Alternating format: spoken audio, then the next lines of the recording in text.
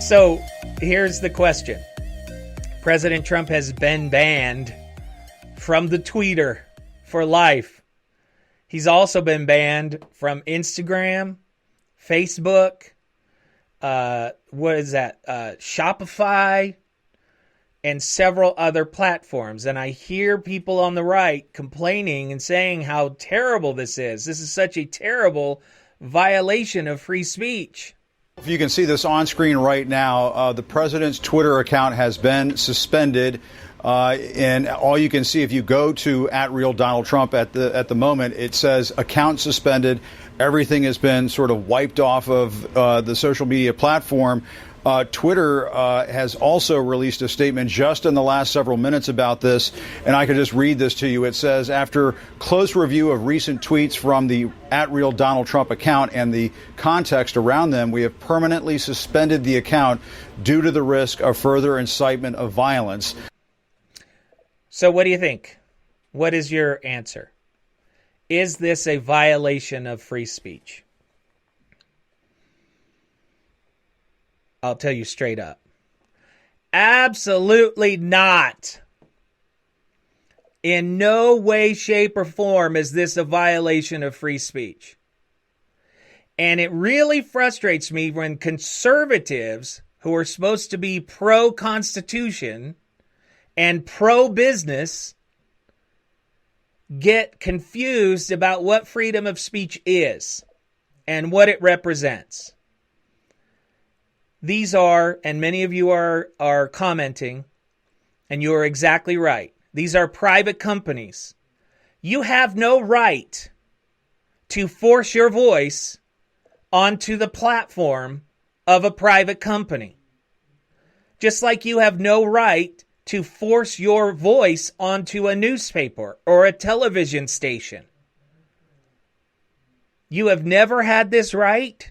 And if I have my way, you never will have this right. Because businesses have rights too. And free speech was never meant to imply that you have freedom from consequences of your speech. Freedom of speech is simply a prohibition of the federal government from keeping you from saying something or for punishing you for something that you say. You don't have freedom of speech at work.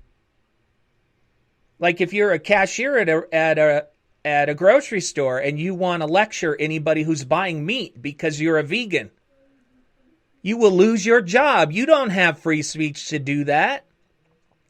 And you don't have the right to access other platforms to spew whatever you want to spew.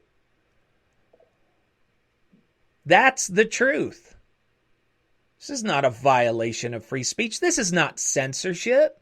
Censorship is the government coming in and muting your voice. That's not what this is. These are private companies. Their duty is to their users and to their shareholders. And if they feel that the actions of one of their users is potentially bringing legal liability or chasing away users or giving them a bad image, you are out. That's what conservatives believe. At least until President Trump. But he wants you to believe that somehow this is wrong. Somehow this is censorship. No, the answer to this, the answer to being censored on Twitter, if you want to call it that, is free markets. Isn't that what we believe, conservatives, Republicans? Don't we believe in free markets? Don't we believe in capitalism? What is the answer to a platform that is banning President Trump? The answer is to move to another platform like Parler. Or I think President Trump would be an absolute idiot if he wasn't already working on his own social media platform. He has millions or billions of dollars.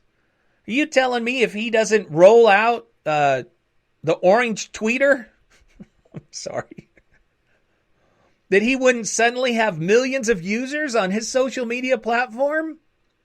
That is the answer. That is the solution. And the other solution is, if you don't like what Twitter did, cancel your account. Send a message. If you don't like what Facebook did, cancel your account. Move somewhere else. Start your own platform. That's what conservatives believe. But once again, we've been deceived. Oh my goodness, this is terrible. Can you believe they cut off his voice? Do you really think you can cut off the voice of the President of the United States? Call a press conference, friend. Do you not think that if President Trump came out right now, if he got in that briefing room and said, I'm going to address the nation, do you not think every news organization would cover it? Of course they would. They want a chance to ask him some questions. Of course they would. This misunderstanding of free speech is deep, and it really frustrates me if you can't tell. Because it is a misunderstanding of the entire Constitution and what it stands for and what conservatives stand for. We don't believe in Big Brother coming in and forcing speech. It's not a conservative belief system. We believe let free markets decide. Isn't that what we believe? Am I wrong? Let me know. Am I wrong? The comments have been going crazy. So let me back up here on the comments and see if I can get your comments. Jacob says, I want to talk about Parler being banned by Apple and Google. I don't know if they've done it yet. Have they done it yet, Jacob? I know they were talking about it. It's their right. It's their right. Now, there's a separate issue of monopolies. Do you believe that Apple has a monopoly on its app store? I do. Do you believe that Facebook has a monopoly on social media? Potentially. So if Congress wants to look at a monopoly situation and break that up so that there's more competition, completely different issue. Completely different discussion. This is Brandon agreeing with me. It's a corporation. It can ban whomever they please. Corporate power is what the right likes. Yes, it is. This is Randy. Facebook, Twitter, etc. are private companies. They can do whatever they want within the law. Yes. Yes. That's exactly right. This is not censorship. This is not limiting your free speech. It's not even close to what this is. This is Too Far Gone on Periscope. So are TV networks. Brandon, hypocrisy is oozing out these pro-corporate right-wingers. Plus, it is the liability of both parties. Agreed. This is Glenn. As a person on the left, I find it hilarious to hear constitutionalists screaming censorship. This is one of those examples where, we sit here and we claim the Constitution. We love the Constitution, but when we're not getting our way, suddenly the Constitution is not so good anymore. We love free markets. We love capitalism. We love all those things. But now suddenly, when we're not getting our way, we throw those things out. And this is what I'm talking about. The difference between principled opposition and partisan opposition. Partisan opposition becomes obvious in a circumstance like this. If you were principled based, you'd never let the words flow out of your mouth.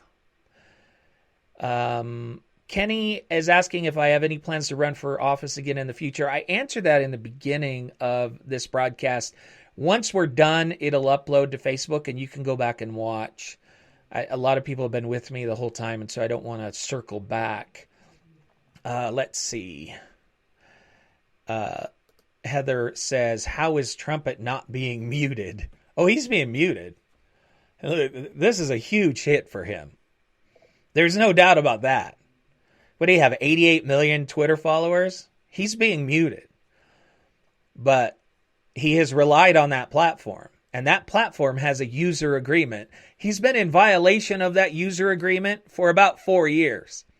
But they decided, well, we're going to allow it because he's an elected official. So they've been giving him a pass now for 4 years on their user agreement that he agreed to when he signed up to use it. That pass has been revoked. Let's see. This is Jihab. It is censorship, but they are allowed to censor their space. Move to another platform if you don't like it. Okay. You can say generally it's censorship, but when people use the term censorship, it's typically in reference to the government censoring. It's typically how it's used. But I agree, they are. You can say Twitter is censoring their content, and that would probably be a true statement. Andrew Hackman says, I would say that it is censorship. It is limiting speech, but as a company, they have the right to do so. Yeah, I disagree. I think that it's a business deciding what type of content will go out. Do you call that censorship? I mean, we could get in a semantics discussion. I'll accept your definition. Let's see. Chris Larson says, guaranteed Twitter will lose users over this. There are natural consequences businesses face. Agreed. They don't need government dictating their terms. I agree with you. Twitter has obviously done the math, and they've decided they can take the hit. And other platforms will say, hey, President Trump, come on over to us. We won't censor you. And that's the way it's supposed to work. Let's see. Orion says, move to your own country if you don't like the process. I believe this is something conservatives have always told me. Let's see. The press doesn't treat Trump fairly, though. You have to admit that. Oh, this is a deep discussion, Jihab. I have been a conservative my whole life, and I've always believed that there is a liberal slant in the media. But President Trump is so unique that you cannot assign the treatment of President Trump to a liberal media. You just can't. Because he is so outrageous, so inflammatory. He clearly wants to dominate the news cycle. And so he goes out of his way to force the coverage. I mean, I would, if you wanted to go back and look at the last 4 years and say what stories shouldn't have been covered on Trump, or say how many of those stories did he demand coverage with his outrageous actions and behaviors and tweets, it's a little bit rich for me to hear conservatives complaining about a liberal media when this guy is in office. If it was a regular, old conservative, then that would be a different story.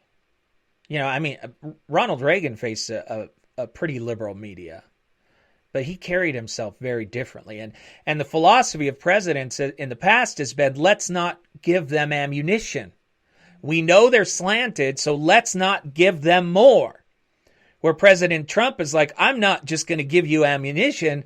I'm going to keep feeding you every single day. And then I'm going to complain about your coverage of me and my extreme actions. And then I'm going to tell all of my followers that the media is the enemy of the people because everything they report about me is negative.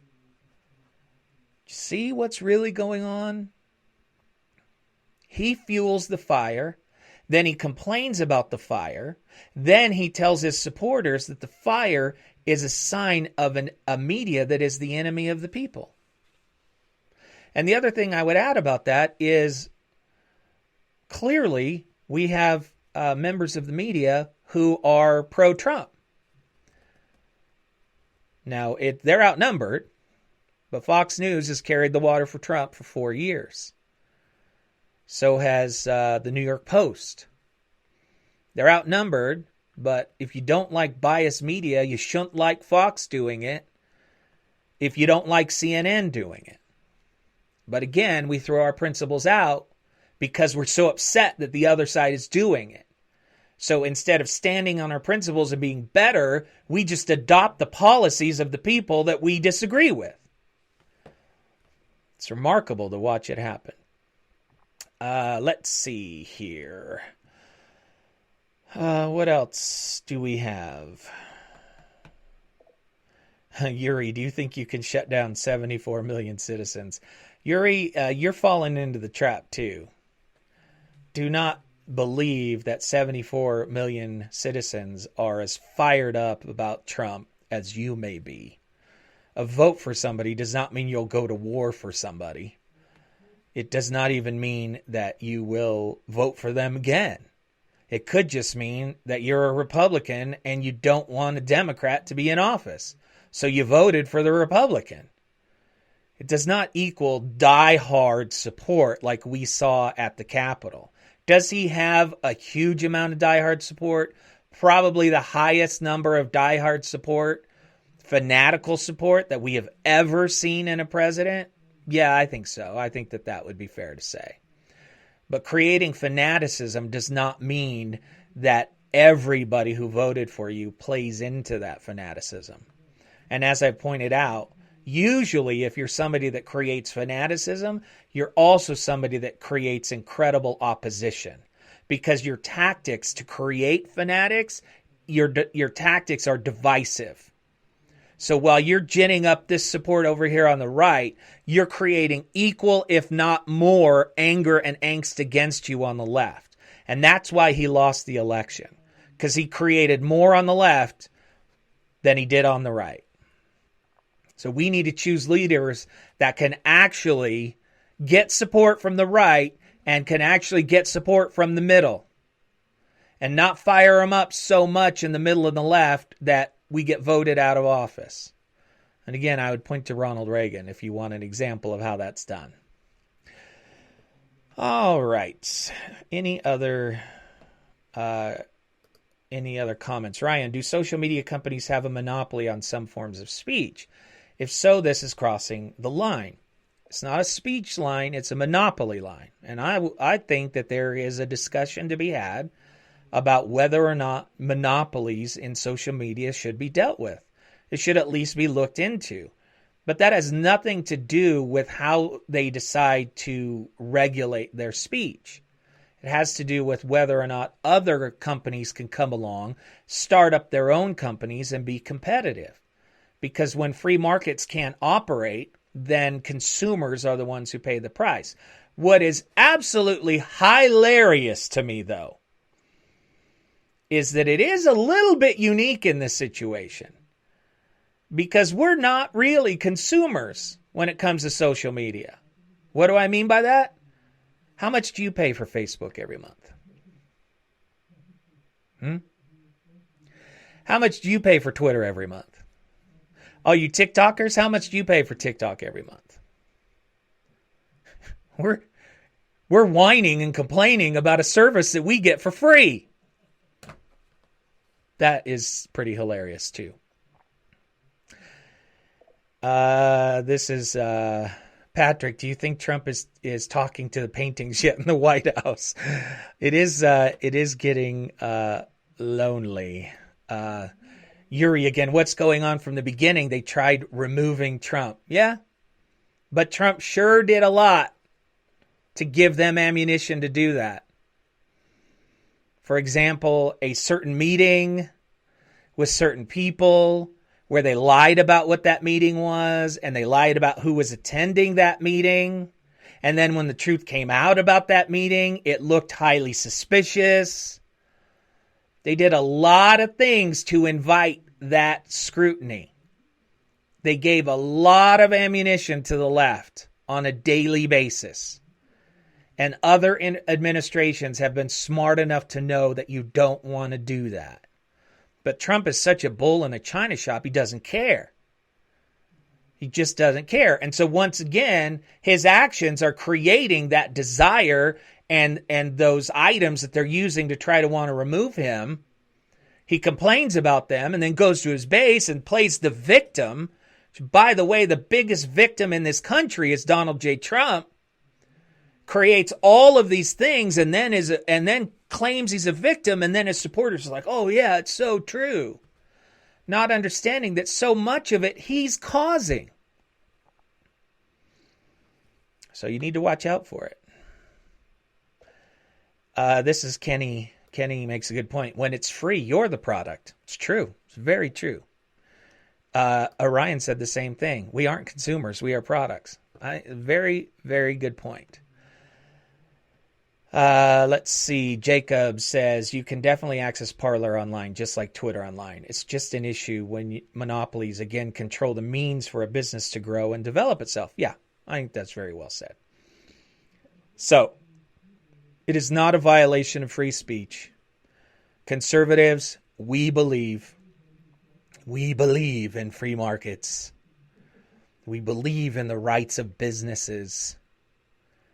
And so the answer here, maybe get rid of monopolies. I'll accept that. But I think the answer really is for Donald J. Trump, who's supposed to be this great businessman, is to see that he has this huge business opportunity in front of him. And that is to start the Orange Tweeter. And millions of people will come on board. Right? That's how conservatives do it. I wish I had that kind of support and clout right now. Don't you? That's how we do it, conservatives.